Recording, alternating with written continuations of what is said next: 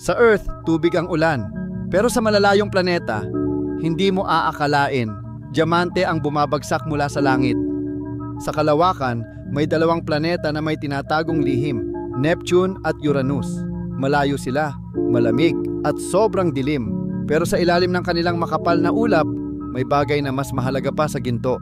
Pero ang mas nakakagulat, hindi lang ito maliliit na bato. Ayon sa mga scientist, may diamante doon na kasing laki ng mga bato sa Earth.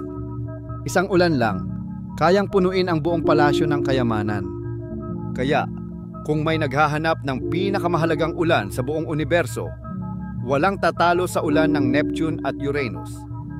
Hindi lang rare, kundi literal na ginto sa mata ng tao. Pero teka, kung may ulan ng diamante sa ibang planeta, posible kayang may ulan ng mas kakaibang bagay sa ibang sulok ng kalawakan. Ano kaya ang susunod nating matutuklasan? Abangan sa susunod na episode ng Mga Lihim ng Kalawakan.